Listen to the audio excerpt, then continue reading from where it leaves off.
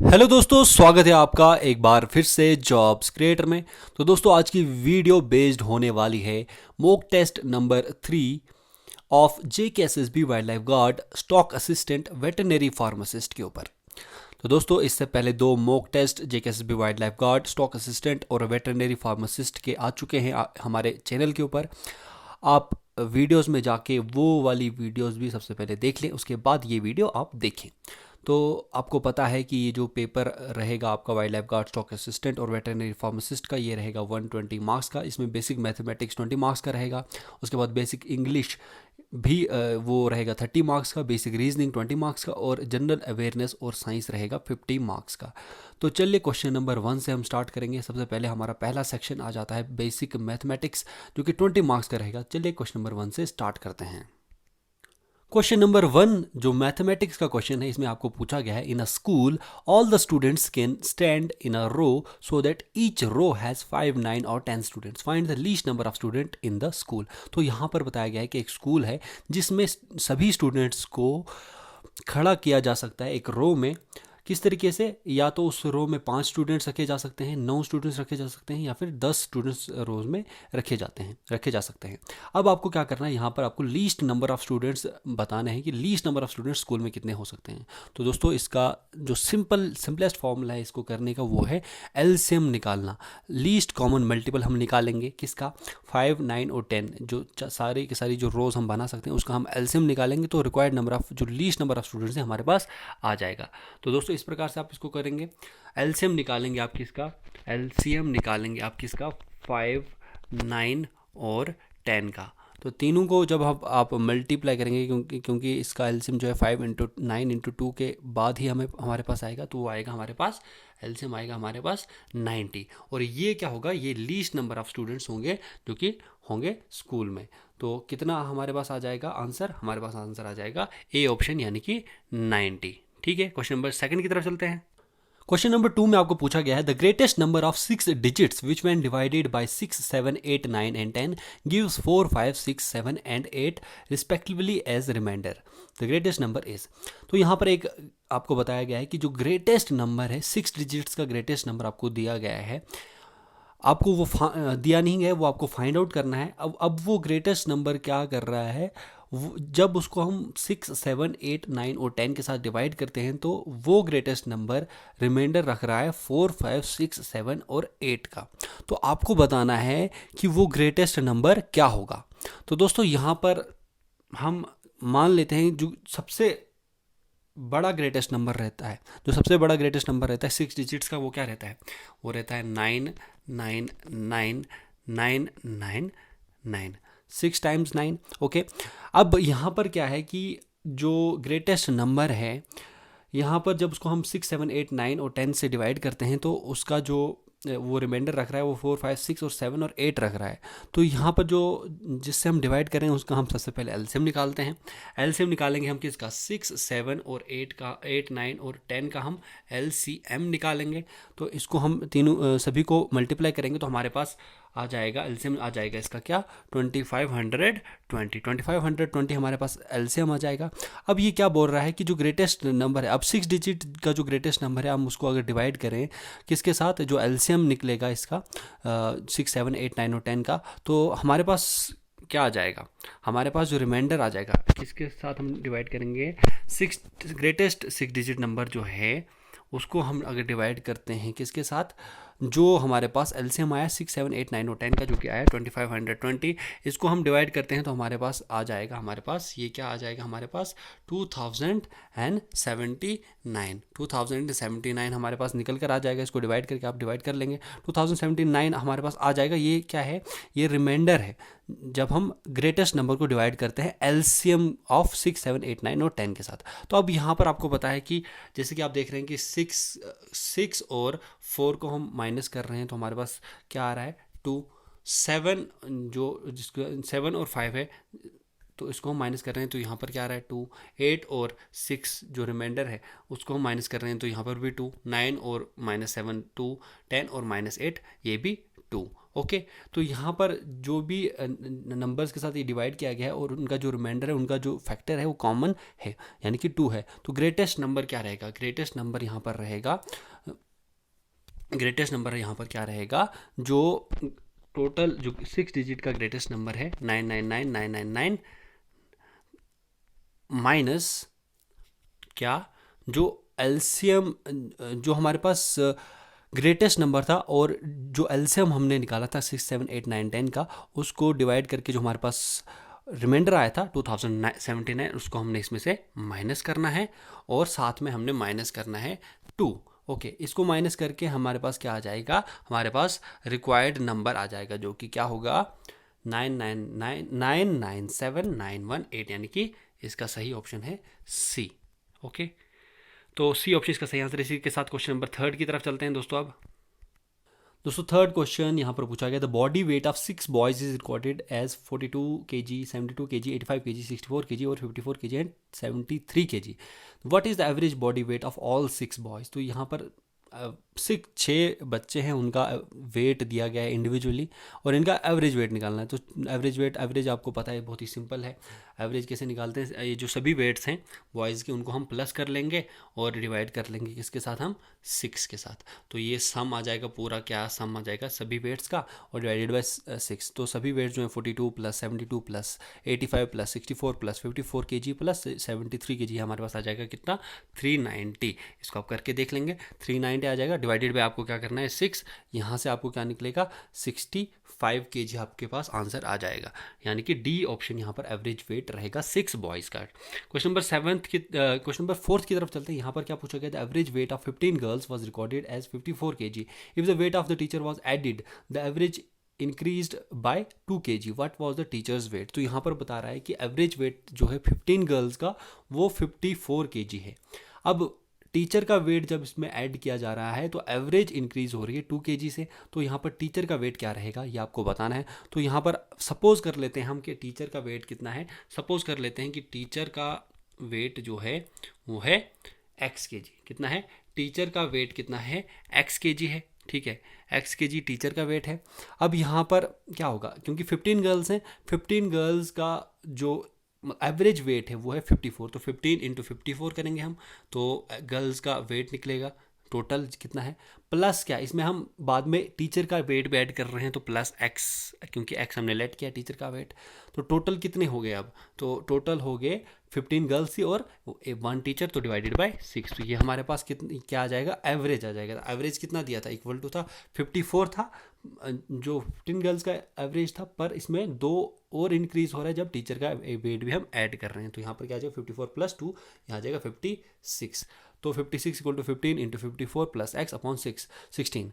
तो यहाँ से आप x की वैल्यू निकालेंगे 56 इंटू 16, तो यहाँ से आ जाएगा, यहाँ पर x आ जाएगा हमारे पास कितना, यहाँ से आप इसको सॉल्व करेंगे तो आपके पास आ जाएगा 86 kg। कितना आ जाएगा 86 kg आपके पास निकल कर आ जाएगा। तो इसको आप सॉल्व कीजिए, मैं आपको फॉर्मूला बता देता हूँ और किस प्रकार से आपको करना है। तो इसका सही आंसर क्या है, डी ऑप्शन इसका सही आंसर है। क्वेश्चन नंबर 5 की तरफ चलते हैं दोस्तों। यहाँ पर क्या पूछा गया है, the average weight of 8 persons increased by 2.5 kg when a new person comes in place of one of them weighing 65 kg. What might be the weight of the new person? तो यहाँ पर क्या बता रहा है कि एवरेज वेट जो है 8 लोग हैं, उनका एवरेज वेट इंक्रीज कर रहा है 2.5 kg, उनका एवरेज वेट इंक्रीज कर रहा है जब एक नया पर्सन उनके प्लेस पे, उनमें से एक बंदा जो है उसके प्लेस पे एक नया पर्सन ऐड हो रहा है, तो एवरेज वेट टोटल जो है वो 2.5 kg इंक्रीज कर रहा है। और वो जो नया बंदा आ रहा है उसका वेट कितना है, वो है 65 kg। What might be the weight of the जो जिसके प्लेस पे आ रहा है उसका वेट 65 kg और नया पर्सन जो आ रहा है उसका वेट आपको बताना है। तो दोस्तों यहाँ पर क्या है, यहाँ पर आप क्या करेंगे, जो नया पर्सन, जो न्यू पर्सन है उसका वेट कितना रहेगा, यहाँ पर आप किस प्रकार से इसको सॉल्व करेंगे।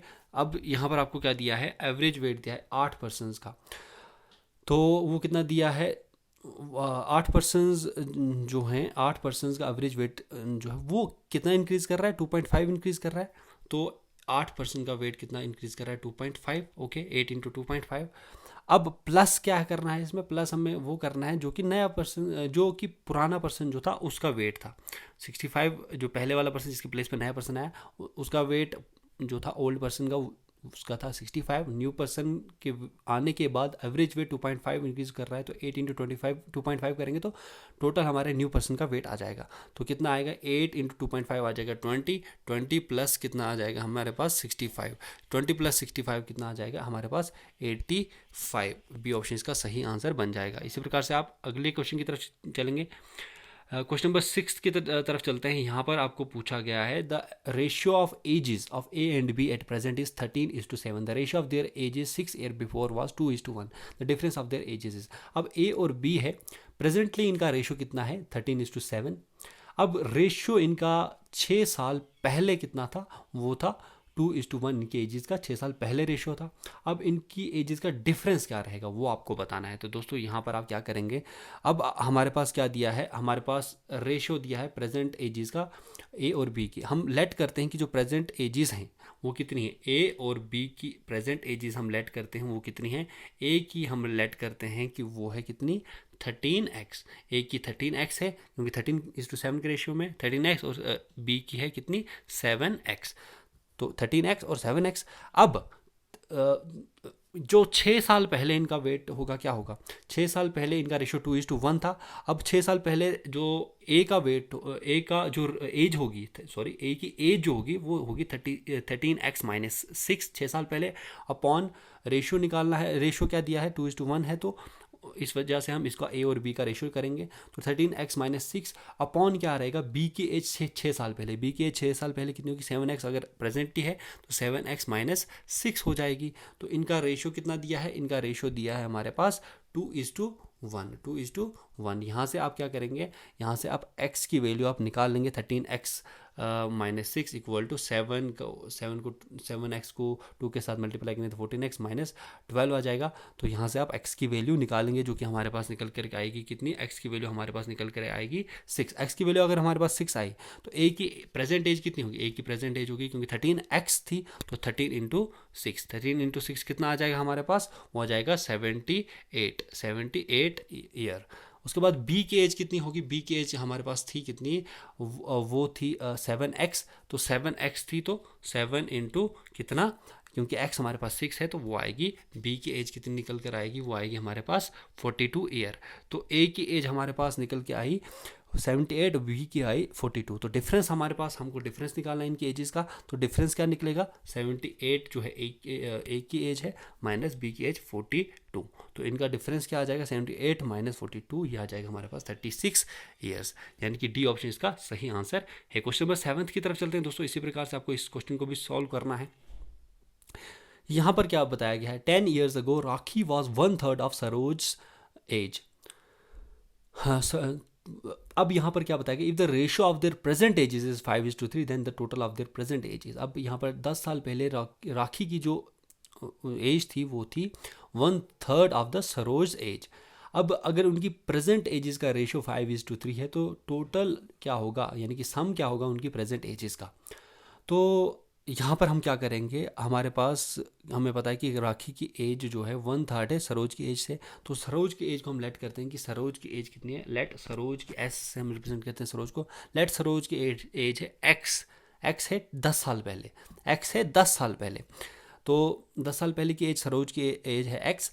अब राखी की एज कितनी होगी 10 साल पहले, क्योंकि राखी की एज 10 साल पहले 1/3 है, 1/3 थी सरोज की age, 1/3 of x, 1/3 of x. ठीक है, अब इनकी प्रेजेंट एजेस का रेशियो क्या रहेगा, प्रेजेंट एजेस का रेशियो क्या होगा, क्योंकि अगर पहले एज एक्स थी तो 10 साल बाद यानी कि प्रेजेंट, क्योंकि 10 साल पहले का बताया गया तो प्रेजेंट x + 10 होगी।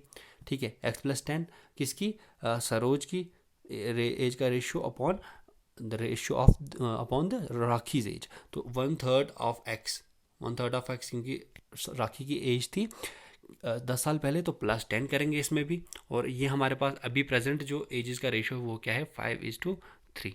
ठीक है, यहाँ से भी आप क्रॉस मल्टीप्लाई करके x की वैल्यू आप यहाँ से निकाल लेंगे। तो x की वैल्यू आपके पास निकल कर आएगी कितनी, x की वैल्यू आपके पास निकल कर आएगी यहाँ पर 15। तो x क्या हमने लेट किया था, x हमने लेट की थी सरोज की एज। तो एस यानी सरोज की एज कितनी आ गई 15 ईयर्स, 15 ईयर्स आ गई सरोज की एज, और 1/3 थी राखी की एज। तो 1/3 की यानी कि 15/3, तो यानी कि 5 आ गई किसकी एज, राखी की एज आ गई 5। अब हमारे पास क्या निकालना है, टोटल निकालना है। तो राखी की एज प्लस सरोज की एज यानी कि 15 + 5, ये हमारे पास कितनी आ जाएगी यहाँ पर। तो 10 साल पहले की एज, राखी की एज कितनी आ जाएगी हमारे पास 5 आ जाएगी। तो 15 जो थी ये सरोज की एज थी, प्रेजेंट एज जो 10 साल पहले की एज थी। तो इसमें सरोज की एज में 10 हमें ऐड करने पड़ेगा क्योंकि हमें प्रेजेंट एज निकालनी है ना। तो सरोज की एज 25 हो जाएगी प्रेजेंट, और जो राखी की एज है वो अभी हमें हमारे पास 5 निकली, तो 10 अभी प्रेजेंट एज क्या होगी 5 + 10 जो कि होगी हमारे पास कितनी होगी हमारे पास, वो होगी 15। तो 15 + 20 हमें करना पड़ेगा, तो यहाँ पर आ जाएगा हमारे पास 35। ओके, ए ऑप्शन इसका सही आंसर है क्वेश्चन नंबर। अब हम चलते हैं नेक्स्ट क्वेश्चन की तरफ जो कि हमारा होगा क्वेश्चन नंबर 8। ठीक है, क्वेश्चन नंबर 8 की तरफ चलते हैं। यहाँ पर क्या पूछा गया है, यहाँ पर बताया गया है the ratio between age of father and son is 17:5। Ages का रेशियो दिया गया है फादर और सन की जो कि है 17:5। 9 साल बाद दिस रेशियो विल बी 5:2। ये रेशियो बाद में कितना हो जाएगा 5:2 हो जाएगा। The ratio between age of son and the age of the father 6 year ago was. तो यहाँ पर जो रेशियो है सन और किसका, फादर का, वो कितना हो जाएगा 6 साल पहले का। ठीक है, 6 साल पहले का आपको रेशियो निकालना है। तो यहाँ पर क्या करेंगे हम, यहाँ पर भी हम क्या करेंगे, लेट करते हैं हम कितना कितना फादर की एज जो है, क्योंकि हमें अभी रेशियो दिया गया है 17:5। तो फादर की एज हम लेट करते हैं कि वो है कितना 17x, और जो सन है, सन की एज है कितनी, क्योंकि 17:5 है तो वो है 5x। ठीक है, 17x:5x। अब 9 साल बाद कितनी एज हो रही है इनकी, 9 साल बाद आफ्टर 9 ईयर, इनका रेशियो क्या है 5:2 है। इसी प्रकार से हम इसको भी करेंगे 9 साल बाद, यानी कि 17x, फादर की एज 17x + 9 हो जाएगी, और सन की एज हो जाएगी 5x + 9। वो उनका रेशियो कितना दिया है, वो दिया है 5/5:2 यानी कि 5/2 के बराबर। तो यहाँ से आप x की वैल्यू आप निकाल लेंगे। तो x की वैल्यू आपके पास क्या निकल कर आएगी, यहाँ पर x की वैल्यू निकल कर आएगी कितनी 3। x की वैल्यू आपके पास निकल कर आएगी 3। तो अब यहाँ पर क्या दिया था 3 दिया था। तो अब फादर की एज, फादर की जो एज है वो कितनी निकलेगी हमारे पास, फादर की एज निकलेगी क्योंकि 17x था, तो 17 × 3 जो कि आएगा, फादर की एज कितनी आ जाएगी 51। और उसके बाद जो सन है, सन की एज थी 5x, तो 5 × कितनी आ जाएगी 3, यानी कि आ जाएगी 15 ईयर्स। तो 51 फादर की एज है, और जो सन है उनकी एज आई 15 ईयर्स। तो अब हमें निकालना क्या है, age of the father 6 year ago कितनी होगी, 6 साल पहले फादर की एज कितनी होगी। तो हमें 6 ईयर्स पहले की निकालनी थी ना, यहाँ पे फादर की एज, एज ऑफ सन और जो फादर की एज थी 6 साल पहले, उसका रेशियो निकालना था। तो उसका रेशियो क्या होगा, सन की एज क्या है, सन की एज निकल के आई 15, रेशियो क्या होगा। अब फादर की एज 6 साल पहले कितनी होगी 51, अगर प्रेजेंट है तो 6 साल पहले कितनी होगी 45 होगी। तो 15:45 is the ratio between age of son and age of father. तो क्या निकल के आएगा हमारे पास 51 15 53 45, तो 1:3 का रेशियो निकल कर आएगा। क्वेश्चन नंबर 9 की तरफ चलते हैं। If 50% of number is added to 50, the result is the number itself, then the number is. अब यहाँ पर क्या बताया गया है आपको, यहाँ पर बताया गया है if 50% of a number is added to 50। अब एक नंबर है, वो हमें नहीं पता है कौन सा नंबर है, उसका अगर 50% हम ऐड करते हैं 50 में, तो रिजल्ट जो रहेगा, रिजल्ट क्या आएगा, जो नंबर है वो खुद ही वही नंबर रिजल्ट हमारे पास निकल कर आएगा। तो वो नंबर क्या होगा, तो लेट हम करते हैं कि वो नंबर है x, लेट हम करते हैं कि वो नंबर क्या है, वो है x। ठीक है, अब हमने क्या किया, अब यहाँ पर क्या किया कि जो 50% है x का, 50% ऑफ 50/100 आ जाएगा, 50% ऑफ क्या x, वो क्या है, उसमें जब 50 ऐड हो रहा है प्लस 50 हो रहा है तो क्या आ रहा है, नंबर ही आ रहा है, यानी कि x ही आ रहा है। ठीक है, तो x ही आ रहा है, तो यहाँ से आप x की वैल्यू निकालेंगे। कैसे निकालेंगे, 50 × x, 50/100 × x + 50। तो यहाँ पर क्या क्या आ जाएगा हमारे पास, इसको हम इस प्रकार से लिख लेते हैं 50% ऑफ 50%,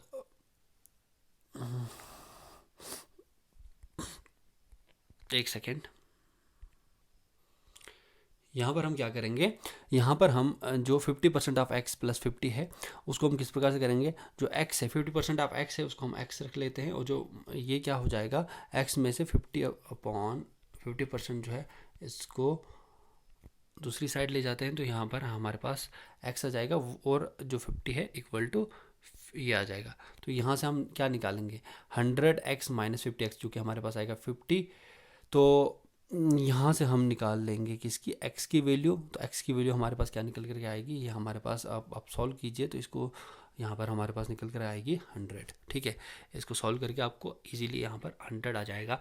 उसके बाद क्वेश्चन नंबर 10 की तरफ चलते हैं। यहाँ पर भी एक नंबर दिया गया है, on subtracting 14 from it reduces to 90% of the same number. यहाँ पर क्या है, एक नंबर है जिसको सब्ट्रैक्ट अगर 14 उसमें से माइनस कर दिया जाए तो ये क्या हो जाता है, ये रिड्यूस हो जाता है 90% of the same number. 90% of the same number वही हमें आ जाता है। यानी कि अगर लेट हम करते हैं कि नंबर x है, तो अगर हम x में से 14 माइनस कर रहे हैं तो इक्वल टू हमारे पास क्या आ रहा है, हमारे पास आ रहा है 90% of that particular x, 90% into x। ठीक है, यहाँ से भी हम सिमिलर तरीके से हम x की वैल्यू निकाल लेंगे। x माइनस ये वाला 90 इधर आ जाएगा, तो x माइनस 90% आ जाएगा, 90% ऑफ x आ जाएगा, और ये माइनस 14 दूसरी तरफ चला गया तो 14 हो जाएगा। तो यहाँ से x की वैल्यू आप निकाल लेंगे, वो आएगी हमारे पास कितनी, 140।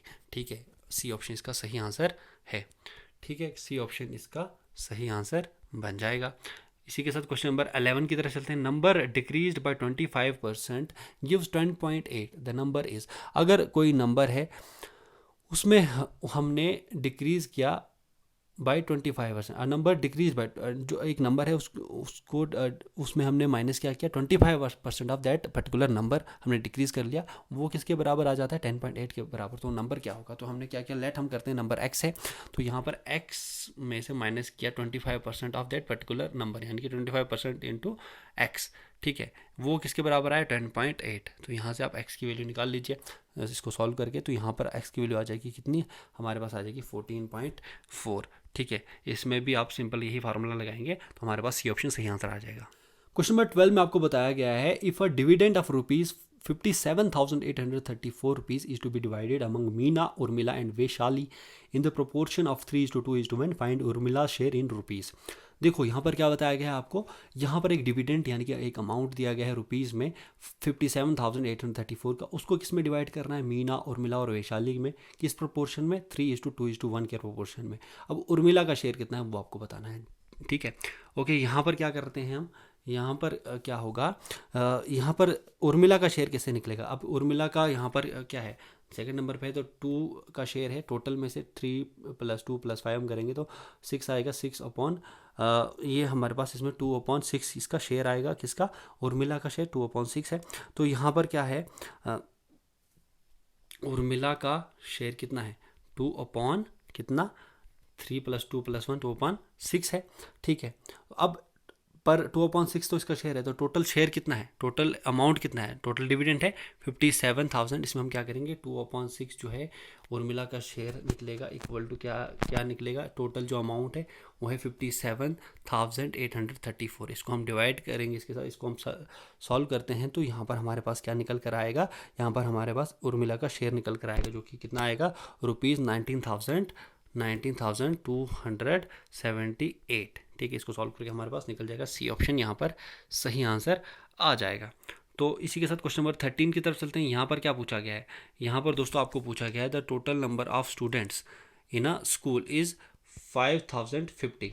If the number of girls in the school is 2,450, then what is the respective ratio of the total number of boys to the total number of girls in the school। यहाँ पर total number of क्या दिए हैं आपको, total number students दिए गए हैं, एक स्कूल में 5,050 बच्चे हैं। अब यहाँ पर बताया गया है कि गर्ल्स उसमें कितनी है, 2,450 गर्ल्स हैं, तो वो किस रिस्पेक्टिव रेशियो में बॉयज़, नंबर ऑफ बॉयज़ होंगे to the total number of girls in the school. अब यहाँ पे आपको टोटल तो दिए हैं, गर्ल्स भी दी हैं, तो बॉयज़ आप कैसे निकालेंगे, टोटल में से हम माइनस करेंगे गर्ल्स का, तो यहाँ पर किस प्रकार से रेशियो निकलेगा, यहाँ पर रेशियो कैसे निकलेगा, जो हमारे पास टोटल जो बॉयज़ हैं वो कितने हैं 50, यहाँ पर हमारे पास टोटल कितने हैं वो हैं 5,050, टोटल जो स्टूडेंट्स वो हैं 5,000। बॉयज़ कैसे निकले, 5,000 में से हम गर्ल्स का निकाल लेंगे, कितनी है गर्ल्स, तो 2450, ठीक है। ये आ गया बॉयज़ का। अब बॉयज़ का रेशो निकालना है हमने गर्ल्स के साथ, तो एज टू आ जाएगा 2450, ठीक है 2450। तो 5000 और माइनस करेंगे 2450 को, तो हमारे पास कितना आ जाएगा, हमारे पास 2600 आ जाएगा, 2600 आ जाएगा। इसका रेशो हमने, ये बॉयज़ का रेशो, बॉयज़ का नंबर है और गर्ल्स का रेशो हमने निकालना है, बॉयज़ और गर्ल्स का। तो 2450 का हम निकाल लेंगे, तो 2600 डिवाइडेड बाई 2450 आ जाएगा हमारे पास। इसको हम सॉल्व करेंगे तो 52:49 हमारे पास रेशियो निकल कर आएगा। तो ये कौन सा ऑप्शन है हमारे पास, जो ये वाला ऑप्शन है वो है डी ऑप्शन, ठीक है। क्वेश्चन नंबर 14 की तरफ चलते हैं। इसी प्रकार से आपको यहाँ पर क्वेश्चन नंबर 14 में क्या करना है, इफ़ 3 men और 9 boys can finish a piece of work in 21 days, in how many days can 5 men and 6 boys together do the same piece of work. तो यहाँ पर 3 लड़के हैं, 3 आदमी हैं, 3 मैन हैं, या 3 मैन किसके बराबर है, 9 बच्चों का जो काम है और 3 आदमियों का काम वो बराबर है। अब 3 बच्चे और या फिर 3 आदमी या फिर 9 बच्चे वो काम को फिनिश कर रहे हैं 21 डेज़ में। हाउ मेनी डेज़ में 5 men और 6 boys टुगेदर उस काम को ख़त्म करेंगे, ठीक है। यहाँ पर कैसे करना है आपको, यहाँ पर क्योंकि आपको दिया गया है, यहाँ पर क्या दिया गया है, 3 men का वर्क किसके बराबर है, 9 boys के बराबर है। यानी कि एक मैन का वर्क कितना है, 9/3, यानी कि एक मैन कितने बॉयज़ के बराबर है, 3 boys के बराबर है। एक मैन का काम कितना है, 3 boys के बराबर है, ठीक है। ये आपको निकल गया। अब यहाँ पर क्या है, यहाँ पर आपको दिया गया है 5 men और 6 boys, 5 men और 6 boys दिया गया है। तो 5 men और 6 boys दिया गया, तो 5 men हैं तो उसको हम बॉयज़ में कन्वर्ट कर लेते हैं। तो 5 × 3 कितना आ जाएगा, 15, 5 × 3 और प्लस 6 boys का काम, ठीक है। 6 boys कितने हैं, 6 boys हैं, तो ये हमारे पास 5 × 3 15 प्लस 6 आ जाएगा हमारे पास 21 boys, ठीक है। 21 boys, ये हमारे पास, हमने इसको बॉयज़ में कन्वर्ट कर लिया। तो ये आपको निकालना है कि कितने टाइम में ये काम करेंगे। तो 21 boys आपको कितने दिनों में काम करेंगे, ठीक है। अब क्योंकि आपको पता है कि 9 बॉयज़ आपको दिया है ना, यहाँ पर 9 बॉयज़ कितने टाइम में कर रहे हैं उसको फिनिश, 9 बॉयज़ कितने के टाइम में कर रहे हैं, 9 बॉयज़ कर रहे हैं वो काम को 21 डेज़ में। अगर 9 बॉयज़ 21 डेज़ में कर रहे हैं तो एक बॉय कितने में करेगा, 21 × 9 में करेगा ना, ठीक है। अब यहाँ पर 21 × 9 है। अब 21 बॉयज़, 5 men और 6 boys को हमने क्या निकाला था, 5 men को हमने बॉयज़ में कन्वर्ट किया था, 5 × 3 15 प्लस 6 21 boys आया था। तो 21 boys कितने में करेंगे, तो अगर ए कितने में कर रहा है 21 × 9, तो 21 कितने में कर रहेंगे, तो 21 × 9 अपॉन क्या आ जाएगा हमारे पास, 21 कैंसिल, तो हमारे पास निकल कर आएगा कितना, 9 डेज़, यानी कि डी ऑप्शन इसका सही आंसर बन जाएगा। ओके, इसी प्रकार से आप करेंगे। क्वेश्चन नंबर 15 अब आपके स्क्रीन के ऊपर आ चुका है। यहाँ पर क्या करना है आपको, यहाँ पर आपको दिया गया है A can do a piece of work in 3 days while B can do the same work in 4 days. If they work together for a total wages of rupees 2800, how much does A get? तो यहाँ पर 15th question में क्या दिया गया है, अब A यहाँ पर बताया गया है कि एक 3 दिनों में किसी काम को कर रहा है और B सेम वर्क को 4 दिनों में कर रहा है। अगर एक साथ वो काम करेंगे और उनको टोटल वेजेस दी जाती हैं 2800 की, तो किस शेयर में उसको कन्वर्ट करेंगे और A को कितना मिलेगा, ये आपको बताना है। टोटल वेजेस में से A को कितना मिलेगा। देखो अब यहाँ पर A का, यहाँ पर आपको बताया कि A कितने दिनों में काम खत्म कर रहा है, 3 दिनों में। तो A का 1 डे वर्क कितना होगा, 1 डे का काम कितना होगा, 3 दिनों में काम कर रहा है तो 1/3 काम वो 1 दिन में करेगा। B का 1 दिन का काम क्या होगा, वो होगा 4 दिनों में खत्म कर रहा है तो 1/4 होगा, ठीक है। A का 1 दिन का काम 1/3, B का 1 दिन का काम 1/4 होगा। तो A का शेयर इज टू B का शेयर, A का शेयर और B का शेयर कितना रहेगा, A इज टू B का शेयर क्या रहेगा, वो रहेगा कितना, इक्वल टू रहेगा वो 1/3 इज टू 1/4, 1/3 इज टू 1/4। तो A इज टू B का शेयर जो आ जाएगा वो आ जाएगा 4:3, ठीक है। 4:3 इसका शेयर आ जाएगा, ये हमारे पास शेयर आ गया। अब A का शेयर क्या, हमें A का शेयर निकालना है ना, तो A का शेयर क्या आएगा, क्योंकि A है 4, टोटल है 7, 4/7 of total wages. Total wages कितनी है 2800, 7 1 7 7 4 28, तो हमारे पास निकल गया 1600 कितना 1600 यहाँ पर ए का शेयर रहेगा। तो ये कौन सा ऑप्शन है आप देख लेंगे। यहाँ पर जो ऑप्शन यहाँ पर 1600 का है वो है डी ऑप्शन। ठीक है, डी ऑप्शन इसका सही आंसर है। ठीक है, इसी प्रकार से क्वेश्चन नंबर 16 की तरफ चलते हैं। यहाँ पर क्या पूछा गया है, यहाँ पर दो ट्रेन्स हैं, they are moving in the same direction with speeds of 15 kilometre per hour and 21 kilometre per hour respectively. What is the speed of train in respect of each other. अब दो ट्रेन यहाँ पर बताया गया है कि दोनों ट्रेन जो हैं वो किस डायरेक्शन में मूव कर रही हैं, सेम डायरेक्शन में मूव कर रही हैं। अब यहाँ पर क्या बताया गया है कि जो उनकी स्पीड है वो है एक की 15 किलोमीटर पर आवर है, दूसरी की 21 किलोमीटर पर आवर है। What is the speed of train respect of, ये एक दूसरे के रिस्पेक्ट में उनकी स्पीड क्या होगी। तो आपको ये पता होगा दोस्तों कि जब भी दो ट्रेन्स एक साथ सेम डायरेक्शन में रन कर रही होती हैं तो इनकी रिलेटिव स्पीड यानी कि रिलेटिव स्पीड जो होती है उनकी वो किसके बराबर होती है, दोनों की एक दूसरे के हिसाब से जो रिलेटिव स्पीड रहती है वो होती है difference of the speeds of both trains. क्या होगी, डिफरेंस जो रहेगा दोनों की स्पीड्स का, दोनों की स्पीड्स का जो डिफरेंस रहेगा वो आ जाती है रिलेटिव स्पीड, जो कि हमें निकालनी है speed of in respect of each other हमें स्पीड निकालनी है। तो रिलेटिव स्पीड निकालनी है हमें, तो रिलेटिव स्पीड कितनी होगी हमारे पास, difference of the both the trains, उनकी स्पीड का डिफरेंस 21 माइनस 15 क्या आएगा हमारे पास 6 kilometre per hour. C option इसका सही आंसर बन जाएगा। क्वेश्चन नंबर 17 की तरफ चलते हैं दोस्तों। यहाँ पर क्या पूछा गया, 240 metre long train crosses a platform twice its length in 2 minutes, what is the speed of the train. यहाँ पर 240 मीटर की एक ट्रेन है, वो एक प्लेटफॉर्म को जो कि उसकी डबल लेंथ का है उसको 2 मिनट में कवर कर रही है। What is the speed of the train, तो स्पीड ऑफ द ट्रेन क्या होगी। तो आपको पता है कि रिक्वायर्ड स्पीड जो रहेगी, आपको पता है कि यहाँ पर आपको फॉर्मूला लगाना है speed of train length of train upon time. Speed of train क्या होगी, लेंथ ऑफ ट्रेन, ट्रेन की लेंथ अपॉन टाइम। अब ट्रेन की लेंथ कितनी है, ट्रेन की लेंथ है 240, ठीक है, और टाइम कितना लग रहा है 2 मिनट्स। 2 मिनट्स यानी कि 60 इंटू 2 जो क्या है 120, तो 120 इंटू 2, यहाँ हमारे पास 2 मीटर पर सेकंड आ जाएगा आंसर, यानी कि सी ऑप्शन इसका सही आंसर आ जाएगा। अब यहाँ पर प्रोबेबिलिटी का क्वेश्चन आ चुका है नेक्स्ट हमारे पास।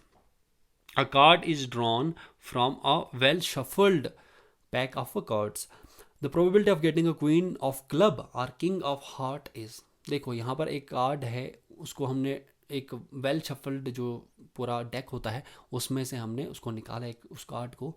अब प्रोबेबिलिटी क्या रहेगी क्वीन ऑफ क्लब या फिर किंग ऑफ हार्ट को उसमें से निकालने की, ठीक है। तो यहाँ पर क्या करेंगे आप, टोटल वेज जो हैं जिस कितने हैं, टोटल 52 कार्ड्स होते हैं, तो 52 हैं, 52 वेज हैं, 52 टोटल वेज हैं, TW टोटल वेज कितने हैं 52, ठीक है। टोटल वेज जिससे हम वो निकाल सकते हैं वो 52 कार्ड्स हमारे पास टोटल निकलेंगे, 52 कार्ड्स के वो हमारे पास निकल सकते हैं क्योंकि एक कार्ड हमें निकालने टोटल 52 कार्ड्स होते हैं।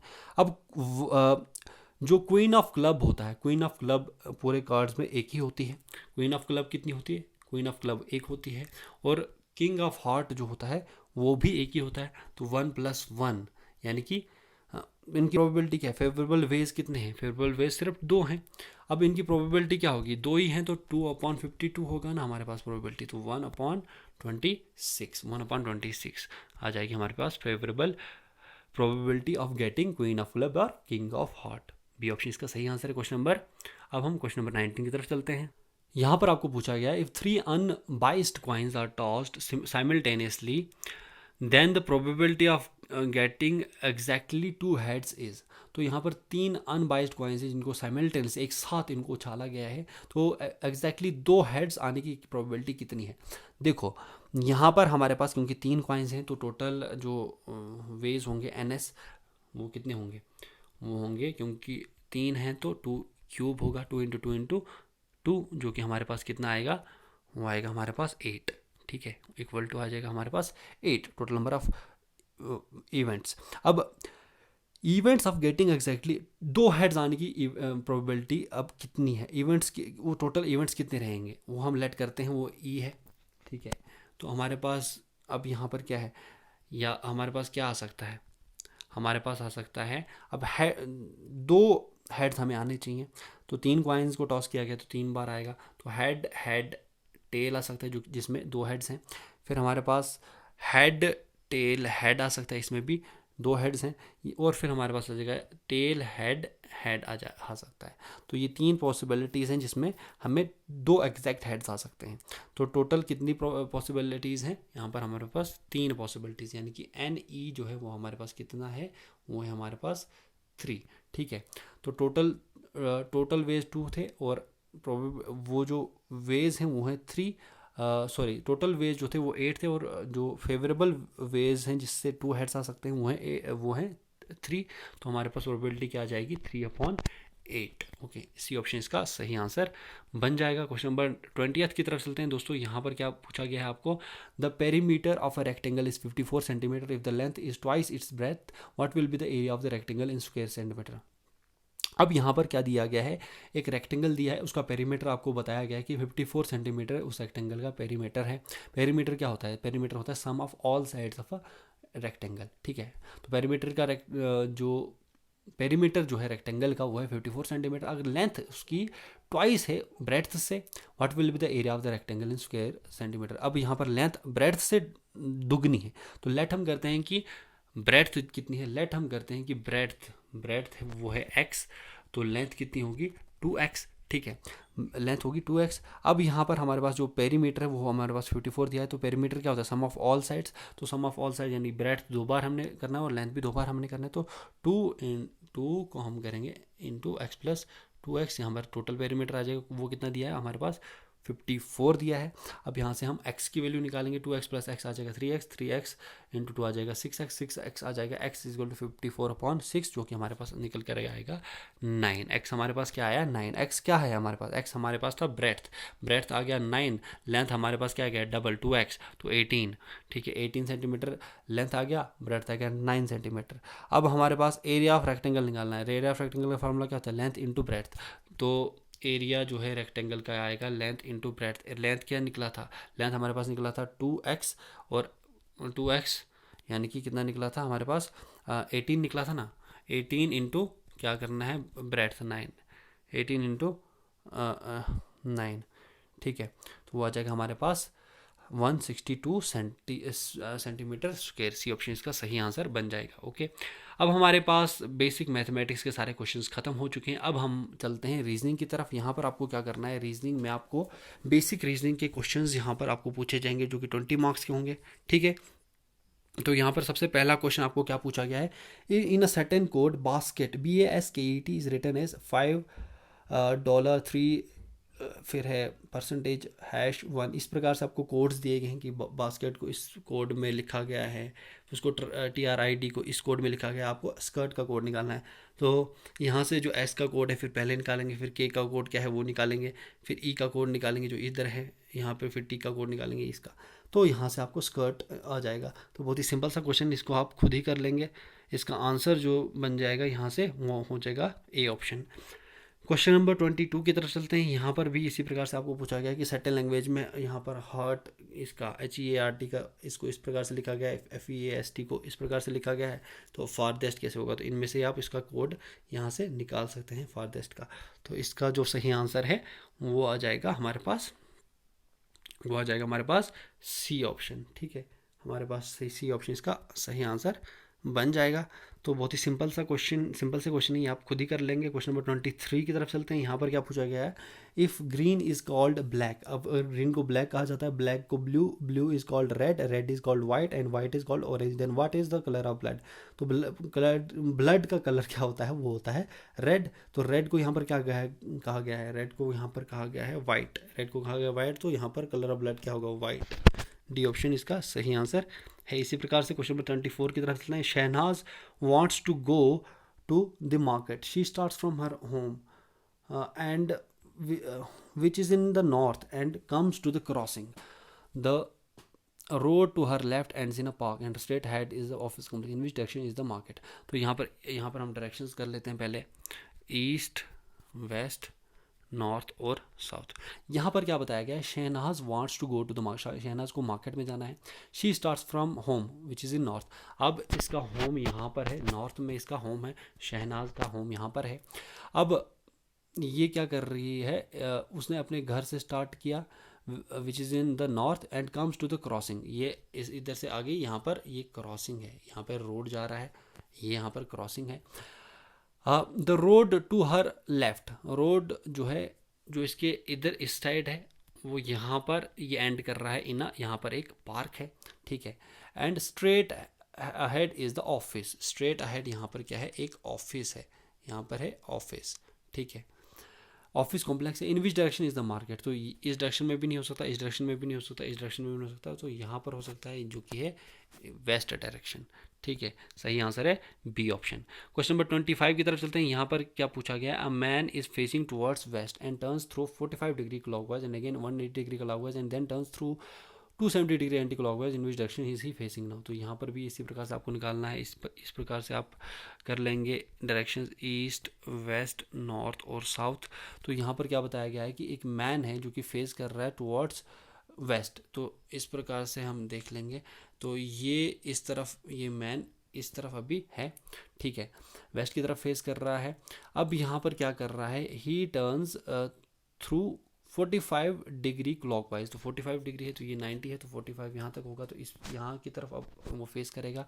45 डिग्री क्लॉकवाइज आ गया and again turn again 180 degree clockwise, तो 180 डिग्री क्लॉकवाइज यहाँ से यहाँ तक जा रहा है 180 डिग्री, तो ये इस तरफ आ जाएगा इसका, तो 180 डिग्री क्लॉकवाइज जा रहा है। फिर उसके बाद टर्न कर रहा है और 270 डिग्री एंटी क्लॉकवाइज जा रहा है, एंटी क्लॉकवाइज यानी इस तरफ जा रहा है, तो यहाँ से अब ये इस तरफ यहाँ तक आ जाएगा 180, तो यहाँ से लेकर यहाँ तक आ जाएगा, यहाँ पर आ जाएगा इसका 90 डिग्री, 180 प्लस 90 आ जाएगा 270 डिग्री, तो इस तरफ अभी ये है। तो ये कौन सी डायरेक्शन है, ये है साउथ वेस्ट डायरेक्शन, ठीक है, साउथ वेस्ट डायरेक्शन है जो कि है डी ऑप्शन, ठीक है, ये इसका आंसर है डी ऑप्शन। इसी से 26th क्वेश्चन हमारे स्क्रीन के ऊपर अब आ चुका है। Shyam begin to walk towards south after walking 20 metre, he turn to his right. अब यहाँ पर भी इसी प्रकार से है, यहाँ पर क्या है, यहाँ पर श्याम जो है ईस्ट, वेस्ट, नॉर्थ और south, Shyam begin to walk toward south, south की तरफ उसने यहाँ से स्टार्ट किया, इस तरफ साउथ की तरफ चला गया, पहले साउथ की तरफ चला गया, तो इसने कितना वॉक किया, इसने साउथ की तरफ वॉक किया 20 मीटर, 20 मीटर इसने वॉक किया। उसके बाद ये राइट की तरफ चला, राइट की तरफ चला, राइट की तरफ चला, कितना चला, वो चला 30 मीटर, ठीक है। उसके बाद ही टर्न्स लेफ्ट, लेफ्ट और इसके बाद कितना चला 10 मीटर, ठीक है, कितना चला 10 metre. Again he turns to his left, again वो किस तरफ चला, लेफ्ट की तरफ, वो कितना चला 30, फिर से यहाँ पर 30 चला, तो ये वाला डिस्टेंस कितना होगा, ये भी 10 ही होगा और ये होगा 20, 20 प्लस 10 हो जाएगा 30, तो इसका स्टार्टिंग पॉइंट से जो वो होगा 30 मीटर, वो होगा स्टार्टिंग पॉइंट से भी खड़ा होगा 30 मीटर, तो बी ऑप्शन का सही आंसर। क्वेश्चन नंबर 27 की तरफ चलते हैं। यहाँ पर क्या पूछा गया है दोस्तों, देखिए यहाँ पर ये वाला क्वेश्चन जो है रिलेशनशिप कॉन्सेप्ट का क्वेश्चन है, क्वेश्चन नंबर 27। तो यहाँ पर किस प्रकार से आपको पूछा गया है, यहाँ पर पूछा गया है if B is the father of Q, B has only 2 children, Q is the brother of R is the daughter of P, A is the granddaughter of P and S is the father of A, how is S related to Q. इसमें भी हम देख लेते हैं, एक पूरा family tree बना लेते हैं किस प्रकार से है।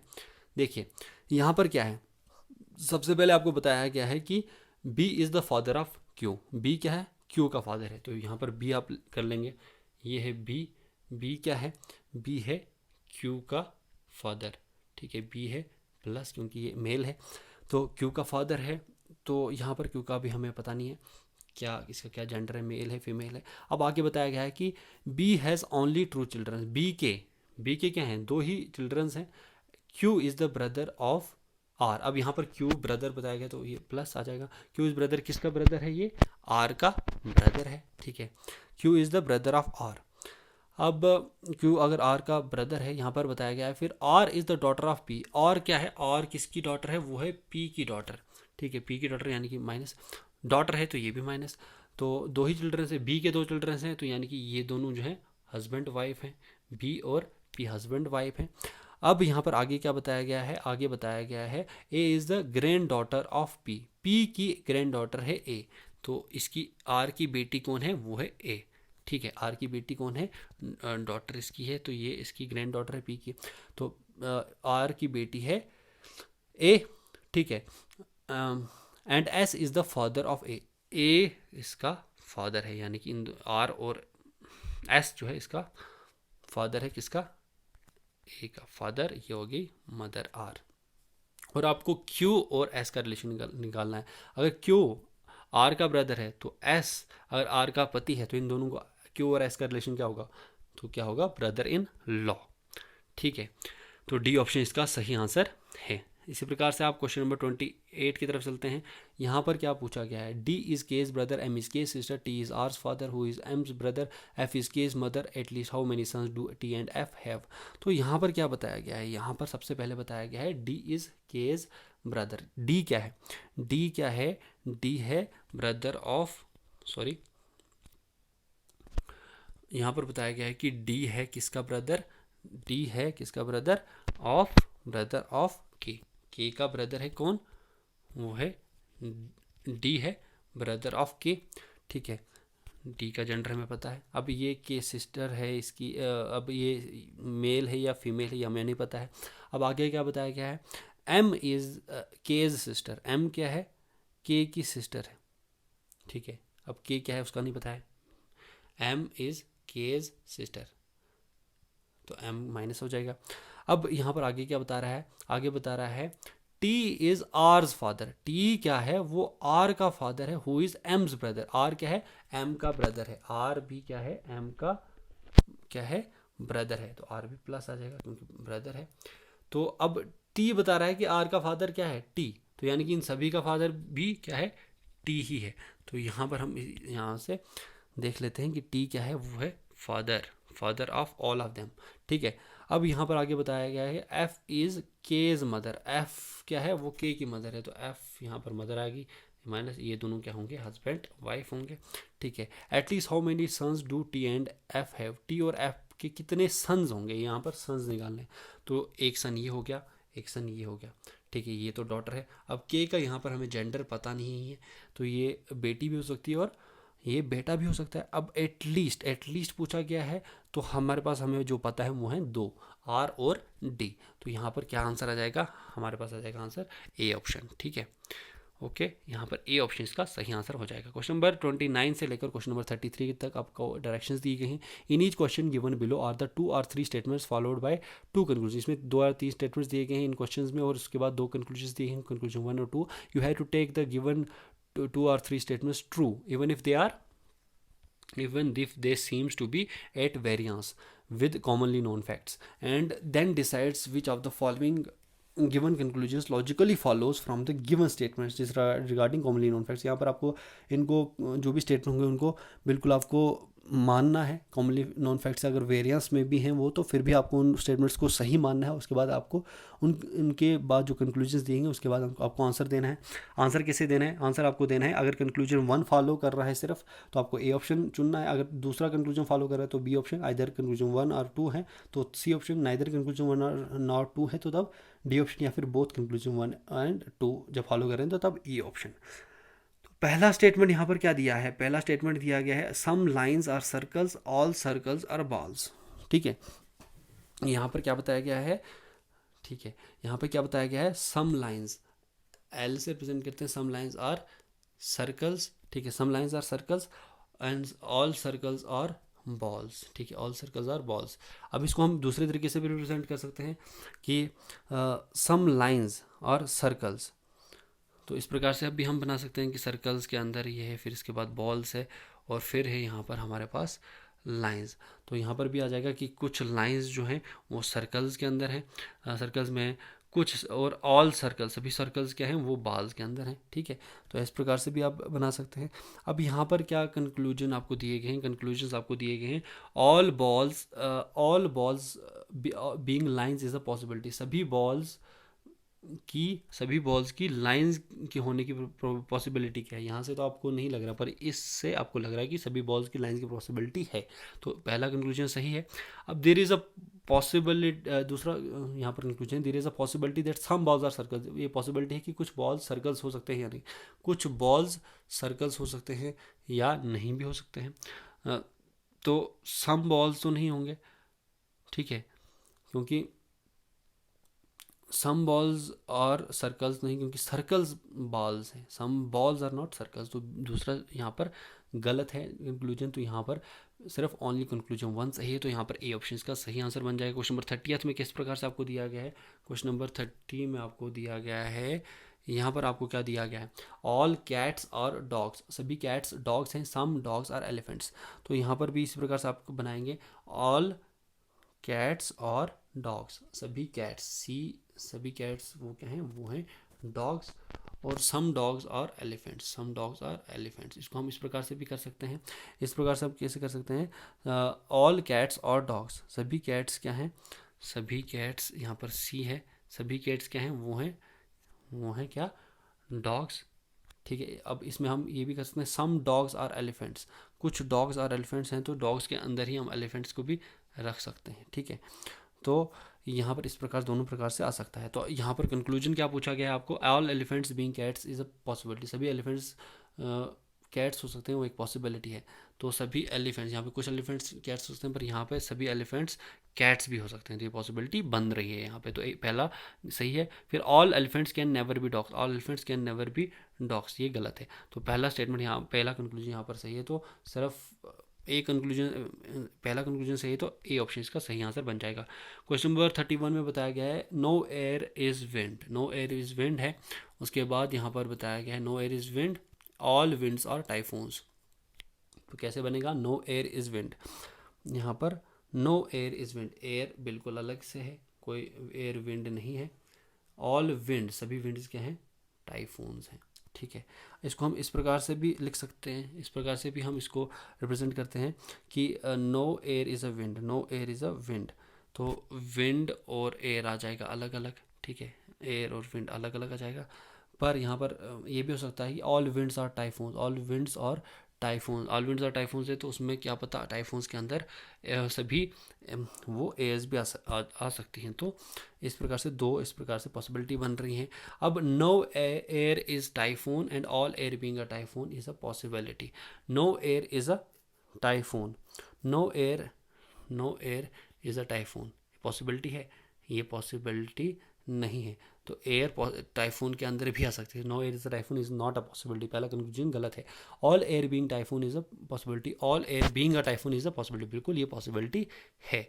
तो यहाँ पर दूसरा स्टेटमेंट, यहाँ पर दूसरा कंक्लूजन जो है ये सही है, तो यहाँ पर बी ऑप्शन हो जाएगा। क्वेश्चन नंबर 32 में क्या पूछा गया है, यहाँ पर आपको स्टेटमेंट क्या दिएंगे, some diamonds are stones and all rocks are stones. तो यहाँ पर क्या दिया गया है,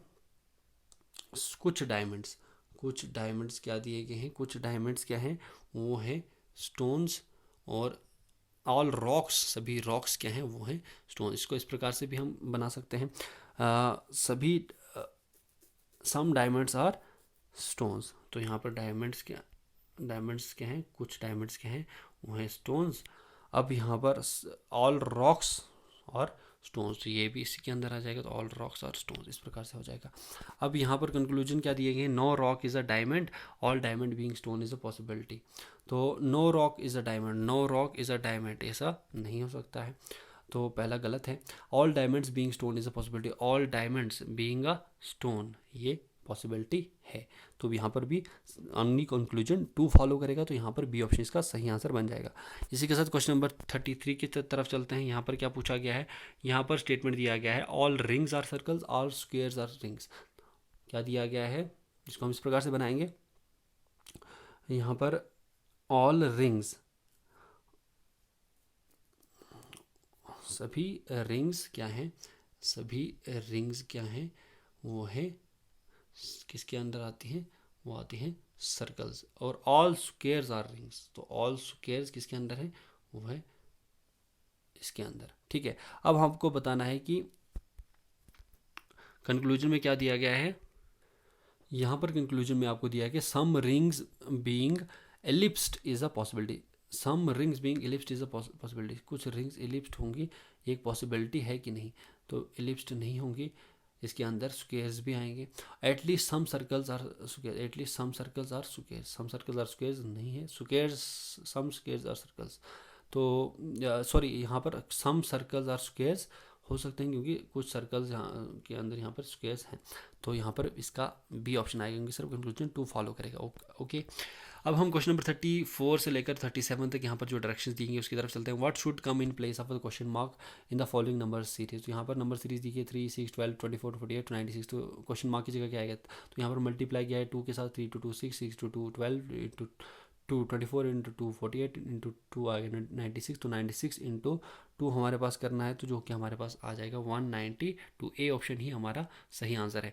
क्वेश्चन नंबर 35 में कैसे दिया गया है 7, 26, 63, 124 और फिर उसके बाद 215 और उसके बाद क्वेश्चन मार्क आपको बताया गया है। तो यहाँ पर क्या दिया गया है, यहाँ पर जो 7 है उसको कैसे किया गया है, इसको 7 को किया है 2 का क्यूब किया गया है। क्या किया गया है, यहाँ पर 7 को 2 का क्यूब -1, 2 इंटू 2 इंटू 3 आ गया 8 -1। फिर 26 को भी इसमें भी यहाँ पर क्या गया है 3 का क्यूब किया गया है -1, 3 इंटू 3 इंटू 3 आ जाएगा 27 -1। उसके बाद 4 का क्यूब -1 किया है तो 64 -1 आ जाएगा ये। फिर 124 को भी 5 का क्यूब -1 किया है, इसको भी हम 215 को हम करेंगे 6 का क्यूब -1। और ये जो क्वेश्चन मार्क है इसमें हम करेंगे, इसमें हमें क्या करना है 7 का क्यूब -1 जो कि हमारे पास क्या आ जाएगा 343 आ जाएगा। 7 का क्यूब -1 हम करेंगे तो 342 आ जाएगा हमारे पास आंसर। ठीक है, यहाँ पर बस सी ऑप्शन इसका सही आंसर बन जाएगा। क्वेश्चन नंबर 36 में कैसे किया गया है 319, 115, 691 क्वेश्चन मार्क आपको निकाला और 24,883 है। अब यहाँ पर क्या किया गया है, इसमें जो 3 है 3 को मल्टीप्लाई किया गया है 6 के साथ, मल्टीप्लाइड बाई 6 प्लस 1 क्या है जो क्या 16 3 18 प्लस 1 19 आया। फिर यहाँ पर 19 को भी इसी प्रकार से इंटू 6 प्लस 1 किया गया है। तो इन सभी में से सभी को इंटू 6 बाद में प्लस 1 किया गया है। तो 691 में भी हम क्या करेंगे, यहाँ पर हम 691 में भी हम क्या करेंगे, इसको मल्टीप्लाई करेंगे 6 के साथ और फिर बाद में प्लस करेंगे 1। तो 696 को हम मल्टीप्लाई करेंगे 6 के साथ तो ये हमारे पास आएगा 4146 प्लस 1 करेंगे तो 4147 हमारे पास आंसर आ जाएगा। तो यानी कि बी ऑप्शन इसका सही आंसर है। इसी प्रकार से आखिरी क्वेश्चन जो है नंबर सीरीज का यहाँ पर दिया गया है 5, 10, 20 क्वेश्चन मार्क 80, 160। तो 2 के साथ मल्टीप्लाई किया गया 10, 20, 20 के बाद आ जाएगा हमारे पास 40। सी ऑप्शन इसका सही आंसर है। अब हमारे पास क्वेश्चन नंबर 38 से लेकर 40 तक यहाँ पर डायरेक्शंस दी गई हैं। यहाँ पर 4 of the following 5 are alike in certain way and so form a group which is the one that does not belong to the group. चारों ऑप्शन में से इनमें से 5 जो ऑप्शन हैं 5 में से 4 ऑप्शन एक तरीके के हैं और एक जो है उनमें से डिफरेंट है। आपको वही जो इस ग्रुप को बिलोंग नहीं करता है वो आपको फाइंड आउट करना है, वही आपका आंसर है। तो क्वेश्चन नंबर 38 में हिबिस्कस दिया गया है, उसके बाद रोज़ दिया गया है, रोज़ के बाद आपको जो दिया गया है और रोज़ के बाद आपको है सनफ्लावर, फिर मस्टर्ड और जैस्मिन। तो सही आंसर है इसका ये। बाकी सभी हिबिस्कस, रोज़, सनफ्लावर, जैस्मिन ये सारे फ्लावर्स हैं। मस्टर्ड ये फ्लावर नहीं है, तो इसका डी ऑप्शन इसका सही आंसर है। इसके बाद क्वेश्चन नंबर 39 में कार, बोट, बस, ट्रक, वैन। कार, बोट, बस, ट्रक, वैन। कार, बस, ट्रक और वैन ये सभी रोड्स पे चलती है और बोट जो है ये पानी में चलती है, तो ये अलग है। तो बोट इसका सही आंसर है, बी ऑप्शन। क्वेश्चन नंबर 40 में यहाँ पर ऑरेंज, एप्पल, गावा, पपाया और मैंगो इनमें से ऑड कौन है। तो यहाँ पर ऑड है ऑरेंज, क्योंकि ऑरेंज खट्टा होता है और बाकी एप्पल, गावा, पपाया और मैंगो सारे मीठे होते हैं, स्वीट होते हैं। तो ए ऑप्शन इसका सही आंसर है। अब हम चलते हैं बेसिक इंग्लिश की तरफ। यहाँ पर बेसिक इंग्लिश आपके पेपर में 30 मार्क्स का रहेगा। तो दोस्तों आपको पता है कि 30 मार्क्स का आपका बेसिक इंग्लिश का पेपर है। चलिए क्वेश्चन नंबर 41 से स्टार्ट करते हैं। आर्टिकल्स, सिनोनिम्स, एंटोनियम्स, प्रपोजिशंस, उसके बाद सेंटेंस कंप्लीशन, उसके बाद डिटरमाइनर्स, रीडिंग कंप्रहेंशन, ये सारे के सारे इसके बेस्ड इनके ऊपर बेस्ड हमारी जनरल इंग्लिश जो बेसिक इंग्लिश है उसके ऊपर आपके क्वेश्चंस आएंगे। तो चलिए क्वेश्चन नंबर 41 से स्टार्ट करते हैं। यहाँ पर क्या पूछा गया, they took him to dash hospital in ambulance. यहाँ पर आपको आर्टिकल बताना है they took him to the hospital in ambulance. तो यहाँ पर इसका सही आंसर है B option the. Question number 42 में बताया गया है you can keep dash owl as a pet. You can keep a the an or no article. तो यहाँ पर आएगा you can keep an owl as a पेट। यहाँ पर सी ऑप्शन इसका सही आंसर है। क्वेश्चन नंबर 43 में क्या पूछा गया है, dash exercise he is writing is very easy. Dash exercise he is writing is very easy, तो यहाँ पर क्या आएगा, the exercise he is writing is very easy, B option इसका सही आंसर। उसके बाद 44 में dash Mississippi is about 3734 kilometre, the Mississippi is about 3734 kilometre. ये आगे आर्टिकल्स के ऊपर क्वेश्चंस। अब हमारे पास प्रपोजिशन के ऊपर क्वेश्चन आ चुके हैं। यहाँ पर mount Abu is about 5000 feet dash the sea level, mount Abu is about 5000 feet above the sea level, A option का सही आंसर है। क्वेश्चन नंबर 46 में यहाँ पर पूछा गया divide 12 mangoes dash 3 boys, divide 12 mangoes among 3 boys, D option का सही आंसर है। यहाँ पर अब हमारे पास 47 आ चुका है। 47 में क्या पूछा गया है, your scheme is adverse dash my career, your scheme is adverse to my career, C option इसका सही आंसर है। क्वेश्चन नंबर 48 में पूछा गया they have been reading dash 7 o'clock, they have been reading since 7 o'clock, C option इसका सही answer है। Preposition का ये क्वेश्चन था। अब यहाँ पर आपको वर्ब्स के क्वेश्चन भी आएंगे। यहाँ पर किस प्रकार से, Johnny is a keen player but unfortunately he has dash skills, Johnny is a keen player but unfortunately he has few skills, C option इसका सही आंसर। क्वेश्चन नंबर 50 में आपको पूछा गया है if you have dash questions I am ready to answer, if you have any questions I am ready to answer, ये option का सही आंसर। क्वेश्चन नंबर 51 में आपको पूछा गया there is dash water left so drink only if you must, there is या little आएगा, much आएगा, सम आएगा, नन आएगा, तो यहाँ पर आएगा there is little water left so drink only if you must, ये ऑप्शन इसका सही आंसर है। क्वेश्चन नंबर 52 की तरफ चलते हैं। Dash coat will do, it does not need to be a rain coat, यहाँ पर आएगा any coat will do, it doesn't need to be a rain coat. The bank closes at 2 but the manager dash allow you to get in, 53 में ये पूछा गया है the bank closes at 2 but the manager might allow you to go in, dash that I were rich, यहाँ पर आएगा would that I were rich, exclamatory sentence है ये आपको कंप्लीट करना था। Question number 55 he said he dash always come when he called, he said he could always come when called, B option इसका सही आंसर है 55 का। 56 की तरफ चलते हैं। The wound dash not heal in spite of all the treatment he had, the wound would not heal in spite of all the treatment he had, D option इसका सही आंसर। क्वेश्चन नंबर 57 में चलते हैं। यहाँ पर क्या पूछा गया था, Rajiv failed in the examination because none of his answers were dash to the question asked, Rajiv failed in the examination because none of his answer were pertinent to the questions asked, तो इसका सी ऑप्शन इसका सही answer. Question number 58 में आएगा there are dash views on the issue of giving bonus to the employees, there are divergent अलग अलग views हैं on the issue of giving bonus to the employees, B option सही answer है। Question number 59 में पूछा गया man who has committed such an dash crime must get the most severe punishment, तो the यहाँ पर सेंटेंस कंप्लीशन करने हैं इन सभी में से, तो यहाँ पर क्या आएगा abominable, man who has committed such an abominable crime must get the most severe punishment, D option इसका सही आंसर आएगा अबोमिनेबल। क्वेश्चन नंबर 60 में पूछा गया है he has dash people visiting him at his house because he fears it will cause discomfort to neighbours, he has stopped people visiting him at his house because he fears it will cause discomfort to neighbours, तो यहाँ पर stopped आएगा। Question number 61 में पूछा गया है find the correct spelt word, correct spelling आपको बतानी है एफिडेविट की, तो स्पेलिंग जो है एफिडेविट की होती है AFFIDAVIT, सी ऑप्शन का सही आंसर है। क्वेश्चन नंबर 62 की तरफ चलते हैं। Find the correctly spelt word benefited की स्पेलिंग बतानी है सही, तो ये है C option BENEFITED benefited. Question number 63 में आपको पूछा गया है she detests government jobs, choose the meaning of the bold word, bold word कौन सा है डिटेस्ट, तो डिटेस्ट का मीनिंग आपको बताना है। शी डिटेस्ट गवर्नमेंट जॉब्स, सही आंसर है इसका एडोर्स, डिटेस्ट का मतलब होता है एडोर्स, बहुत ज़्यादा लाइक करती है गवर्नमेंट जॉब्स को, ये ऑप्शन इसका सही आंसर है। क्वेश्चन नंबर 64 की तरफ चलते हैं। Choose the word which is most opposite in meaning to the word embrace, embrace का आपको अपोजिट यानी एंटोनियम बताना है, तो एम्ब्रेस का अपोजिट होता है रिजेक्ट करना, सी ऑप्शन इसका सही आंसर है। क्वेश्चन नंबर 65 में आपको बताना है opposite word of cohesive, cohesive का अपोजिट क्या होता है, वो होता है जेंटल, ठीक है, जेंटल इसका अपोजिट वर्ड होता है। अब यहाँ पर आपको डायरेक्शंस दी गई हैं क्वेश्चन नंबर 66 से लेकर क्वेश्चन नंबर 70 तक। यहाँ पर क्या है, read the passage carefully and answer the following questions. यहाँ पर पैसेज को अच्छे से पढ़ना है, उसके बाद आंसर्स आपको देने हैं। तो ये मैं आपको पैसेज पढ़ लेता हूँ, आपको आंसर इसके बेसिस पर ही देने हैं।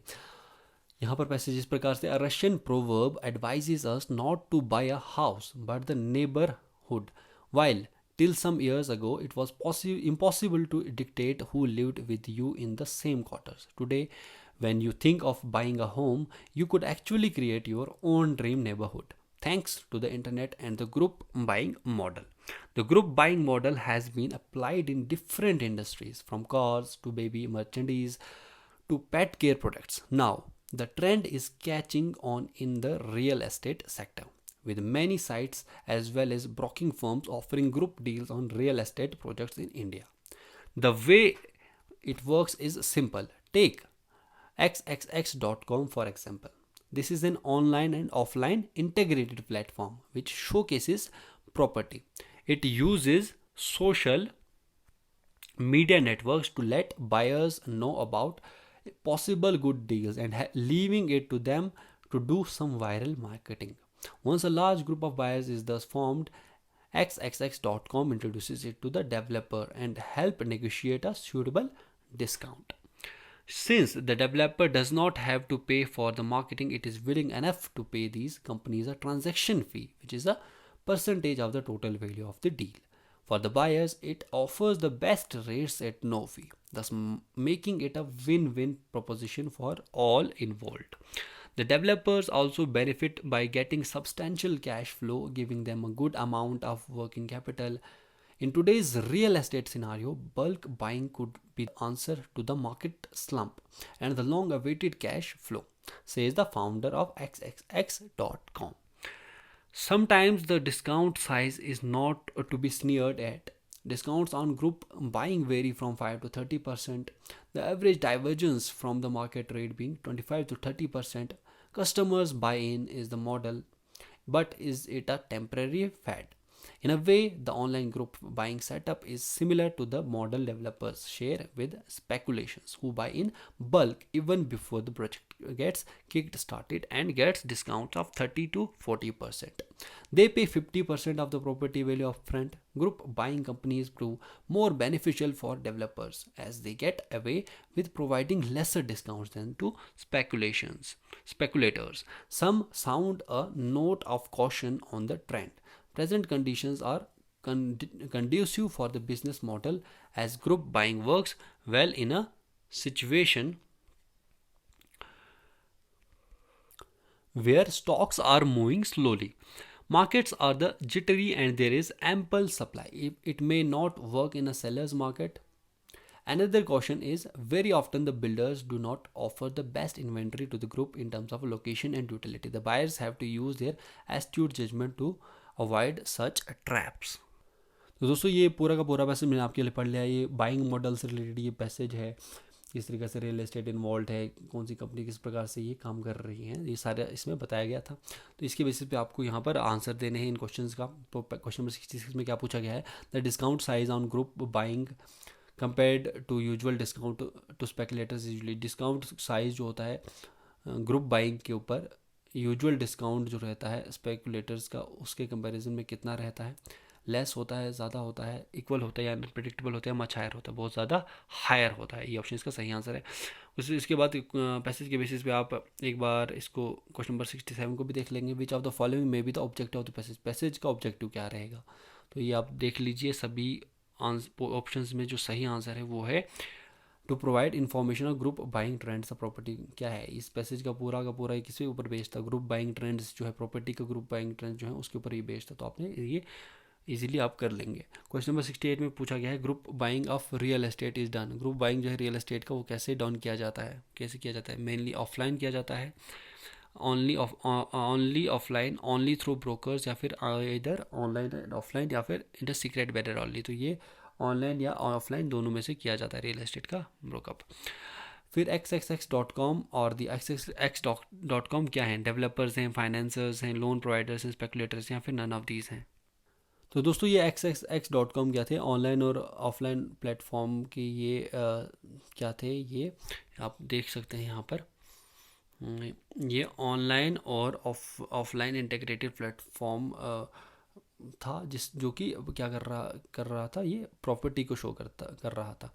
तो ये ऑनलाइन और ऑफलाइन इंटीग्रेटेड प्लेटफॉर्म था। तो यहाँ पर जो ऑप्शंस आपको दिए गए थे क्वेश्चन में, developers, financer, loan provider, speculators, ये इनमें से कुछ कोई भी नहीं, यानी कि नन ऑफ दीज यहाँ पर इसका सही आंसर है। क्वेश्चन नंबर 70th में यहाँ पर पूछा गया है, the group buying model suddenly did not start with. Group buying model किससे स्टार्ट नहीं करता है, तो वो है मोटरसाइकिल्स। ठीक है, ये हमारे पास सारे के सारे इंग्लिश के क्वेश्चन आ गए। पैसेज भी आपने एक बार और देख लेंगे, उसके पैसेज को 2 बार आप सुनेंगे और उसके बाद क्वेश्चन का आंसर दे सकते हैं। तो ये इंग्लिश जो था वो भी हमारा कंप्लीट हो गया। अब हमारे पास जो मेन सेक्शन जो रहेगा wild life guard, stock assistant, veterinary pharmacist के मॉक पेपर का, वो रहता है जनरल अवेयरनेस और साइंस, जो कि आता है 50 मार्क्स का। तो चलिए क्वेश्चन नंबर 71 से स्टार्ट करते हैं, जनरल अवेयरनेस, और हमारा साइंस का सेक्शन भी आने वाला है। तो यहाँ पर क्वेश्चन नंबर 71 हमारे पास क्या पूछा गया है, which of the following is the birth place of Guru Nanak. इनमें से कौन सा बर्थ प्लेस है गुरु नानक का, अमृतसर, तलवंडी, गुरदासपुर या लाहौर। सही आंसर है इसका तलवंडी। क्वेश्चन नंबर 72 की तरफ चलते हैं, the areas where the Mahalwari settlement were prevalent. किन एरियाज में महालवरी सेटलमेंट प्रेवलेंट था, तो ये था prevalent Punjab province, central province, Uttar Pradesh, सभी में। डी ऑप्शन इसका सही आंसर है। क्वेश्चन नंबर 73 में पूछा गया है, who started the Eka movement. Eka movement किसने स्टार्ट किया था, presidents of Maharashtra, Bengal, Punjab or, Hardoi, Barabanki or, other प्रदेश, प्लेसेस ऑफ उत्तर प्रदेश। सही आंसर है इसका पीजेंट्स ऑफ हरदोई, बरबंकी और प्लेसेस ऑफ उत्तर प्रदेश, यहाँ से ई का मूवमेंट स्टार्ट हुआ था। क्वेश्चन नंबर 74 में पूछा गया दोस्तों आपको, which one of the following leaders belong to the extremist wings of Congress. इनमें से कौन से लीडर जो था वो एक्सट्रीमिस्ट विंग जो था उसको बिलोंग करता था कांग्रेस के। तो अरबिंदो घोष, दादा भाई नारोजी, गोपाल कृष्ण गोखले या फिर एस.एन. बनर्जी। सही आंसर है इसका अरबिंदो घोष एक्सट्रीमिस्ट विंग के नेता थे। क्वेश्चन नंबर 75 की तरफ चलते हैं, who was the first leader arrested in non cooperation movement. Non cooperation movement में सबसे पहले लीडर कौन अरेस्ट हुए थे, तो नॉन कोऑपरेशन मूवमेंट जो था 1920 से स्टार्ट हुआ था। तो यहाँ पर जो पहले लीडर जो अरेस्ट हुए थे इसमें, वो अरेस्ट हुए थे गांधी जी। सी ऑप्शन इसका सही आंसर है। अब हमारे पास आ चुका है क्वेश्चन नंबर 76। इसमें क्या पूछा गया है, in which year did the Cripps mission came to India. Cripps mission जो था, स्टैनफोर्ड क्रिप्स जो यहाँ पर आए थे, तो ये कब आए थे और इन्होंने क्या लाया था, क्रिप्स मिशन लाया था इंडिया में। वो कब लाया था, 1940, 42, 44 और 46। सही आंसर है इसका 1942 में क्रिप्स मिशन, स्टैनफोर्ड क्रिप्स जो कि उनको भेजा गया था ब्रिटिश पीएम के द्वारा यहाँ पर, जिसमें इन्होंने बहुत सारी जो यहाँ पर ऑफ़र किया था इंडिया को कि वो ब्रिटिशर्स का साथ दे दे सेकेंड वर्ल्ड वॉर में, और इनको डोमिनेंस स्टेटस बाकी सारी चीज़ें जो है इंडिया को ये इस मिशन में दे रहे थे। तो ये 42 में आया था, 1942 में। अगस्त ऑफर कब पास हुआ था, तो अगस्त ऑफर पास हुआ था 8 अगस्त 1940। पूरी की पूरी डेट आपको पता होनी चाहिए, अगस्त ऑफर की 8 अगस्त 1940 को पास हुआ था ये। ठीक है, क्वेश्चन नंबर 78 में आपको पूछा गया है, classical dance of Andhra Pradesh. Andhra Pradesh का क्लासिकल डांस क्या है, तो आंध्र प्रदेश का क्लासिकल डांस है कुचिपुड़ी। कुचिपुड़ी किसका डांस है, क्लासिकल डांस, वो है आंध्र प्रदेश का। ठीक है, Nautanki theatre is associated with. Nautanki theatre किससे एसोसिएटेड है, ये एसोसिएटेड है उत्तर प्रदेश से। What is the name of famous folk drama of Bhils. Famous folk drama जो है भील्स का, उसका क्या नाम है, गोवारी, स्वांग। फिर उसके बाद ऑप्शंस आ जाते हैं तमाशे या फिर रमात। तो इसका जो भील्स का जो फेमस जो फोक डांस होता है उसका नाम होता है गोवारी। ए ऑप्शन इसका सही आंसर। क्वेश्चन नंबर 81 की तरफ चलते हैं, which of the following ornament is worn in neck. Neck में कौन सा ऑर्नामेंट पहना जाता है, ए थी नंगमोरी, सुतिया या फिर टर्की। सही आंसर है सुतिया, ये ऑर्नामेंट है जो कि नेक में ये लगाया जाता है। क्वेश्चन नंबर 82 में पूछा गया है, which of the following bamboo species is largely formed in Chhattisgarh. इनसे कौन सी बैम्बो स्पीशीज छत्तीसगढ़ में पाई जाती है, छत्तीसगढ़ में कौन सी पाई जाती है, डेंड्रोकैलेमस स्ट्रिक्टस। तो ये बैम्बो की स्पीशीज है। ये इतना ज़्यादा डीप तो आपके क्वेश्चंस नहीं आएंगे, पर मैंने जो ये पेपर बनाया है इसमें जो जनरल अवेयरनेस है बहुत ही ज़्यादा टफ डाली हुई है, ताकि आप जो इस प्रकार के क्वेश्चन हैं, इससे रिलेटेड इसी प्रकार के क्वेश्चन सारे आप कवर कर लेंगे तो आपको इजी हो जाएगा। क्योंकि अगर वहाँ पर टफ भी पेपर आया तो तब भी आपका इजीली हो जाएगा। तो अब यहाँ पर क्वेश्चन नंबर 83 है, हु सेलिब्रेट्स द माता फेस्टिवल। माता फेस्टिवल कौन सेलिब्रेट करता है? कल्टीवेटर, यादव राउत, या फिर फिशरमैन, या फिर वीवर। सही आंसर है यादव जो कि राउत, वो माता फेस्टिवल सेलिब्रेट करते हैं। क्वेश्चन नंबर 84 में पूछा गया the layer of earth which is has maximum density. सबसे ज़्यादा डेंसिटी किस लेयर ऑफ अर्थ में होती है? तो दोस्तों mental, outer core, inner core, या फिर क्रस्ट। सही आंसर है होता है इसका इनर कोर में सबसे ज़्यादा होता है, इसमें डेंसिटी होती है। क्वेश्चन नंबर 85 में पूछा गया summer solstice occur every year on. Summer solstice कब होता है? हर साल समर सॉलिस्टिस कब होता है? यानी कि इक्वल जो डे और नाइट का लेंथ जो होता है वो इक्वल होता है, एंड इसका आंसर है 21 जून। ठीक है। क्वेश्चन नंबर 86 में पूछा गया which range acts as a water divide between Yamuna and सोन।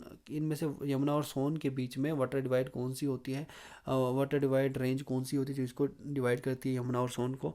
भांडर, केमोर, मैकाल, या फिर मुकुंदरा। सही आंसर है इसका केमोर।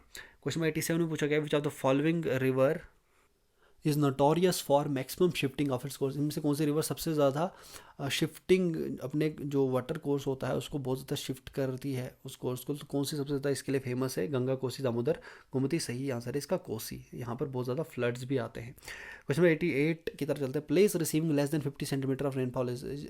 कौन सा प्लेस है जिसमें 50 सेंटीमीटर रेनफॉल से भी कम होता है? मेघालय, लेह, कोरामंडल कास्ट, या फिर कोंकण कास्ट। सही आंसर है लेह में 50 सेंटीमीटर से भी ज़्यादा कम रेनफॉल होता है। फिर आता है Khadar and Bangar belongs to which soil. Khadar और बंगार किस सॉइल को बिलोंग करते हैं? क्वेश्चन नंबर 89 का जो यहाँ पर एल्वल सॉइल को बिलोंग करते हैं खदार और बंगार। ब्लैक को, या फिर लेटराइट को, या फिर रेड सॉइल को। खदार और बंगार जो है ये किसको बिलोंग करते हैं? ये एल्वल सॉइल को बिलोंग करते हैं। ए ऑप्शन इसका सही आंसर। क्वेश्चन नंबर 90 में क्या पूछा गया है? Which of the following crops is found only in Karnataka, Tamil Nadu and Andhra Pradesh. में से कौन सी क्रॉप कर्नाटका, तमिलनाडु और आंध्र प्रदेश में ही पाई जाती है? सिर्फ कर्नाटका, तमिलनाडु और आंध्र प्रदेश में कौन सी क्रॉप पाई जाती है? रगी क्रॉप यहाँ पर पाई जाती है। 91 में पूछा गया which of the following is not a variety of rice. इनमें से कौन सी राइस की वैरायटी नहीं है? सही आंसर है इसका जवाला। हंसा, जया और पद्मा ये सारी राइस की वैरायटी है। जवाला इस राइस की वैरायटी नहीं है। क्वेश्चन नंबर 92 में पूछा गया which of the following places does not have iron and steel industry. इनमें से किसमें आयरन और स्टील इंडस्ट्री नहीं होती है? झारिया, जमशेदपुर, दुर्गापुर, या भिलाई। सही आंसर है इसका झारिया में आयरन और स्टील की इंडस्ट्री नहीं है।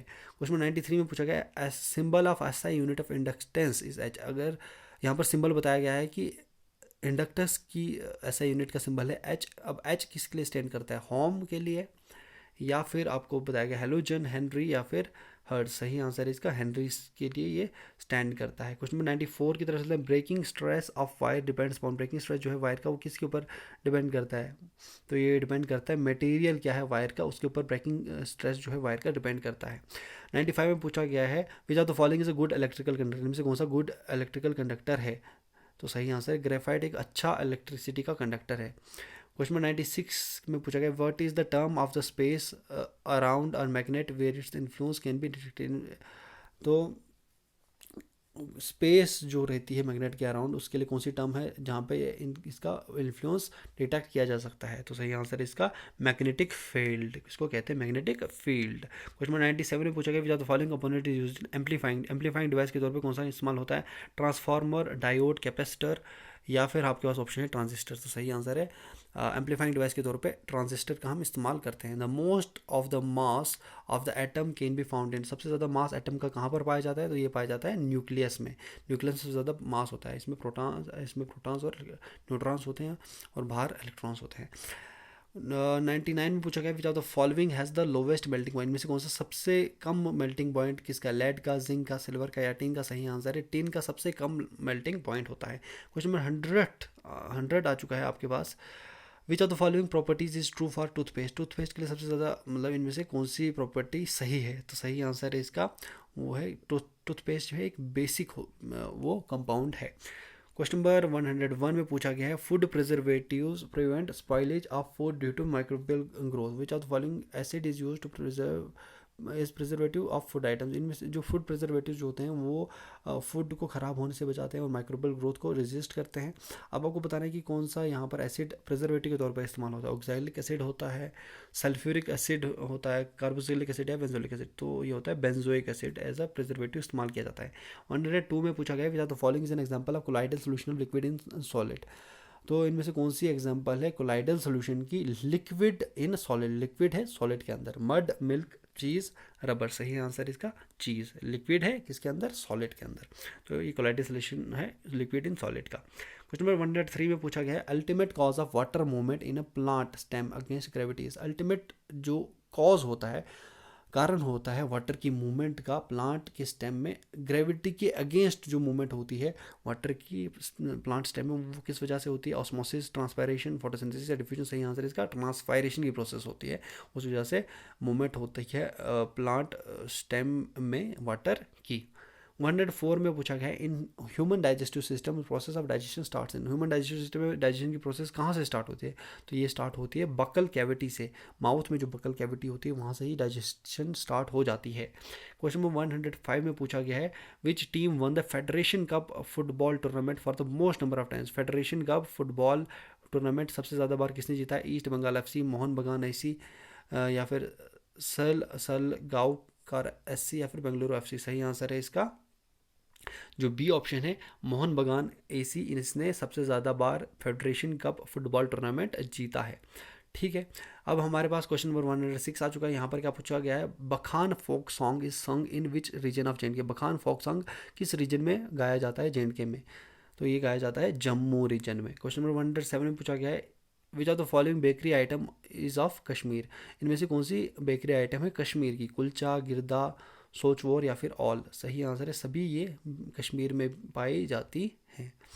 अब हमारे पास क्वेश्चन नंबर 108 है Kangri is use in J&K for. Kangri किस लिए इस्तेमाल होती है? ये कांगड़ी इस्तेमाल होती है वार्मथ के लिए, गर्मी देने के लिए, वो भी सर्दियों में। सी ऑप्शन इसका सही आंसर 109 है। Which lake is known as jewel in the crown of Kashmir. Jewel in the crown of Kashmir किसको कहा जाता है? Jewel in the crown of Kashmir कहा जाता है, ए ऑप्शन जो है इसका वो है डल लेक, इसको कहा जाता है। Wular lake provides water to which river. Wular lake किसको प्रोवाइड करती है वाटर? तो ये प्रोवाइड करती है वाटर झेलम रिवर को। क्वेश्चन नंबर 111 में पूछा गया है Chenani hydro power project construct किया गया है किस रिवर पे? चिनेनी हाइड्रो पावर प्रोजेक्ट वो कंस्ट्रक्ट किया गया है ऑन द रिवर तवी। कहाँ पे? तवी रिवर के ऊपर चिनेनी हाइड्रो पावर प्रोजेक्ट को बनाया गया है। उसके बाद 112 आपके पास आ चुका है। According to Kalhana's Raj Tarangini the first ruler of Kashmir was. Kalhana की जो इन्होंने राज तरंगिनी लिखी है उसके हिसाब से कश्मीर के पहले रूलर कौन थे? गुनंदा 1, गुनंदा 2, दमोदरा 1 या फिर ललित आदित्य। सही आंसर है गुनंदा 1। कल्हाना के राज तरंगिनी के हिसाब से कश्मीर के पहले रूलर थे गुनंदा 1। 113 में पूछा गया है who found the Utpala dynasty in Kashmir. Utpala dynasty को इसको किसने फाउंड किया? वो किया है अवंती वर्मन ने। अब यहाँ पर 114 की तरफ यहाँ पर पूछा गया है 114 में who amongst the following was the great finance and revenue minister during Akbar's period in Kashmir. में से कौन सा एक बहुत बड़ा फाइनेंस और रेवेन्यू मिनिस्टर था अकबर के पीरियड के दौरान इन कश्मीर में? जहांगीर, सुल्तान हबीब शाह, राजा तोदड़मल या फिर नन ऑफ द अबव। सही आंसर है राजा तोदड़मल बहुत ही ज़बरदस्त फाइनेंस और रेवेन्यू मिनिस्टर थे उस टाइम के अकबर के पीरियड के दौरान कश्मीर के। 115 में पूछा गया which of these has one the album of the year award at the Grammy awards 2021। तो एल्बम ऑफ द ईयर किसने जीती है? ये अवार्ड किसने जीता है ग्रैमी अवार्ड्स में 2021 में? ब्लैक प्यूमास, एवरीडे लाइफ, चिलोम्बो या फिर फोकलोर। सही आंसर इसका फोकलोर ने ये ग्रैमी अवार्ड 2021 का जीता है, एल्बम ऑफ द ईयर का अवार्ड फोकलोर। 116 में पूछा गया है under 20 football world cups to 2021 has been postpone for 2023 which country will host the event. अब अंडर 20 के जो फुटबॉल वर्ल्ड कप्स थे 2021 के उनको पोस्टपोन करके 2023 में रख दिया गया था। अब इसमें इनको अब कौन सी कंट्री होस्ट करेगी? जापान, इंडिया, इंडोनेशिया या फिर रशिया। सही आंसर इसका इंडोनेशिया इनको होस्ट करेगी। ठीक है, क्वेश्चन नंबर 117 में पूछा गया है DRDO defence research and development organisation जो है इन्होंने पार्टनर किया है with which country for the development of MRSAM missile. MRSAM missile की डेवलपमेंट के लिए DRDO ने किसके साथ पार्टनर किया है? फ्रांस, रशिया, इजराइल या फिर यूनाइटेड स्टेट्स। सही आंसर है इजराइल के साथ इन्होंने पार्टनर किया है इन मिसाइल्स को डेवलप करने के लिए। अब हमारे पास क्वेश्चन नंबर 118 आ चुका है। 118 हमें हमको क्या पूछा गया है? Claire Polosak has become the first women umpire to officiate mens test match. She is from which country? Claire Polosak एक पहली वुमेन एम्पायर बनी है क्रिकेट, एक official cricket match, international cricket के टेस्ट मैच में अंपायर बनी है। ये जो वुमेन है पहली वुमेन है ये। अब ये किस कंट्री से ही आपको बताना है। सही आंसर इसका ऑस्ट्रेलिया से ये है। अब क्वेश्चन नंबर 119 में पूछा गया Thomas cup is related to which sport. Thomas cup किस स्पोर्ट से रिलेटेड है? क्रिकेट, फुटबॉल, बैडमिंटन या फिर टेनिस। दोस्तों आपने अभी अभी न्यूज़ सुनी होगी कि इंडिया की बैडमिंटन टीम ने थॉमस कप जीता है। तो ये किससे रिलेटेड है?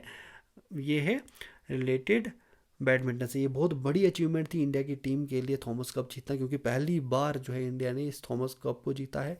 क्योंकि ये एक बहुत बड़ा वर्ल्ड इवेंट है, क्योंकि इसमें इंडोनेशिया, मलेशिया, ये जो साउथ ईस्ट एशियन कंट्रीज़ हैं इनको डोमिनेट करती हैं, चाइना, जापान, तो यही ज़्यादा डोमिनेट करती हैं बैडमिंटन के सपोर्ट को। तो यहाँ पर इंडिया का इन्वॉल्व होना बहुत ही बड़ी बात है, थॉमस कप को जीतना।